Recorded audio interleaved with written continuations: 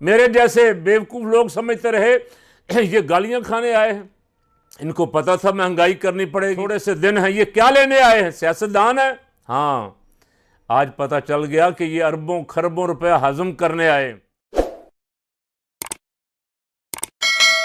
औज़ु बिल्लाहि मिनश्शैतानिर्रजीम बिस्मिल्लाहिर्रहमानिर्रहीम इन्नल्लाह व मलाइकतहु युसल्लूना अलन नबी या अय्युहल्लज़ीना आमनू सल्लु अलैहि व सल्लिमू तस्लीमा।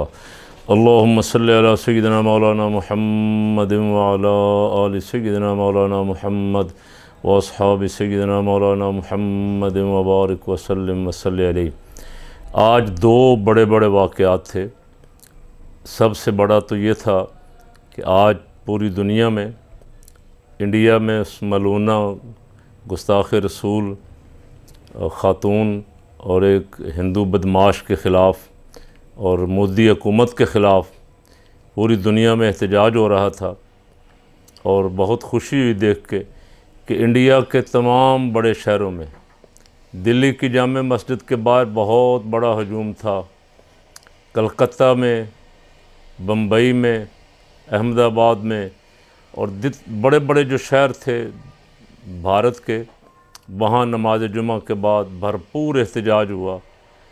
पाकिस्तान में अल्हम्दुलिल्लाह तकरीबन तमाम शहरों में तमाम तंजीमों ने और ख़ुसूसन अहले सुन्नत तंजीमों ने भरपूर एहतजाज किया। बांग्लादेश में मैंने देखा टीवी पे, बांग्लादेश का एहतजाज जो था वो सबसे बड़ा था। बहुत बड़ी रैली थी नामूस रिसालत के लिए, और इंडिया में सरकार दो आलम सल्लल्लाहु अलैहि वसल्लम की शान अक़दस में भौंकने वाले कुत्तों के ख़िलाफ़ एक बड़ी रैली थी।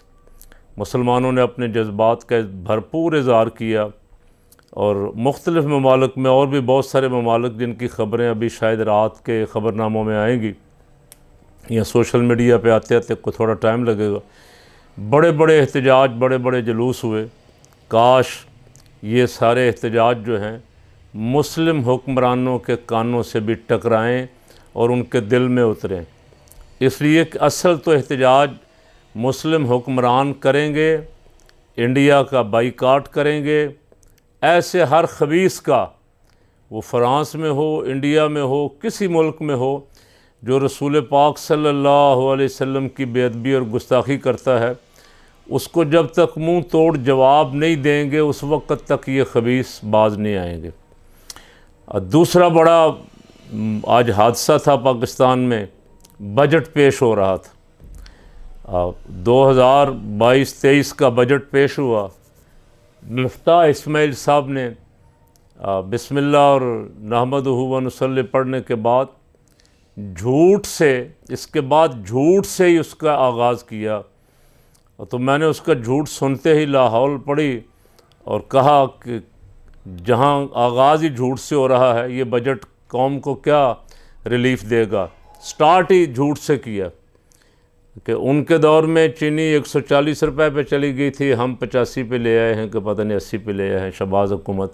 यहाँ से उन्होंने आगाज़ किया और कुछ दो चार ऐसी बातें की जिन्हें सुन के हर जानने वाला जो था उसके झूठ पे लानत भेज रहा था। अच्छा, बजट का गोरख धंधा ऐसा है कि मेरी और आपकी समझ में आने वाला नहीं। जो माहिरीन हैं माशियात के, इक़्तिसादियात के, इन कामों के एक्सपर्ट हैं, वो भी ये गोरख धंधा समझाते बड़ा टाइम ले जाते। अभी तक तमाम चैनलों पे जो बैठे हुए हैं एक्सपर्ट, वो जो समझा रहे हैं वो हमारी समझ से ऊपर ही है। हमें तो कल अखबार आज से पता लगेगा कि फ़लाँ चीज़ कितनी महंगी हो गई। अब मुझे जो थोड़ा सा मैंने सुना, मुझे जो समझ आई एक चीज़, उसमें मिफ्ताह साहब बड़े फ़ख्रिया अंदाज में फरमा रहे थे, सिनेमाओं, थिएटरों, फिल्मों, ड्रामों और नए बनने वाले सिनेमाओं और उनका जो सामान बाहर से मंगवाया जाएगा उस सब पे 5 साल के लिए टैक्स माफ़ हो गया। यानी ये फिल्मों, ड्रामा तो वैसे ही कौम के साथ पहले ये कर ही रहे हैं, इस पे अब इनको टैक्स भी नहीं लगेगा कोई। और सारा बजट जो जितना को मैंने सुना, सारा नहीं मैं सुन सका, अब मुझे कोई एक पैसा भी कहीं नज़र नहीं आया जो उन्होंने कहा हो कि ये इस्लामी जमहूरिया पाकिस्तान है, ये पैसे हमने तबलीग इस्लाम के लिए रखे हैं, कुरान पाक की तरवीज व इशाअत के लिए रखे हैं, ये इस्लाम की तरक्की के लिए दीनी मामलात के लिए रखे हैं। और एक बड़ी देर से हम मुतालबा कर रहे हैं, किसी ने नहीं सुना। पिछली हुकूमत ने भी नहीं सुना, साफ सीधी बात है, उससे पिछली हुकूमत ने भी नहीं सुना। और बहुत आला सतह पे मैं बड़ी दफ़ा कह चुका कि मसाजिद और मदारस के जो बिजली के बिल हैं, अगर आप ये बिल माफ़ नहीं कर सकते तो कम अज़ कम जो इजाफी टैक्सेस आपने लगा रखे हैं वो टैक्स तो माफ़ कर दें। अब मसाजिद में जो बिल आ रहे हैं और उन पे भी बेशुमार टैक्स लगे हुए हैं, हत्ता कि PTV का टैक्स जो था टीवी देखने का वो भी मस्जिदों पे लगा दिया।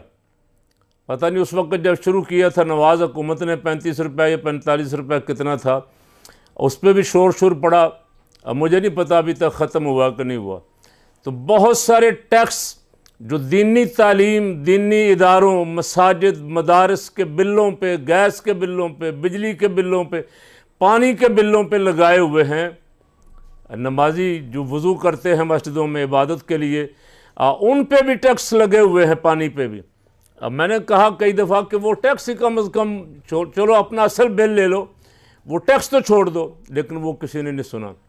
और फिल्मों के टैक्सेस सारे और उनका सामान और उनके सारे नाज नखरे, आज बैक जुम्बश कलम मिफ्ताह इस्माइल साहब ने, शरीफ ख़ानदान के पसंदीदा वज़ीर ख़जाना साहब ने नहमदुहु व नुसल्ली व नुसल्लिमु अला रसूलिहिल करीम पढ़ के वो सारे टैक्सेस फिल्मों के, ड्रामों के, उन पे दरामदी सामान के हर चीज़ 5 साल के लिए टैक्स फ्री कर दिया कि इस कौम को फिल्में दिखाओ, इस कौम को ड्रामे दिखाओ, तमाशा दिखाओ।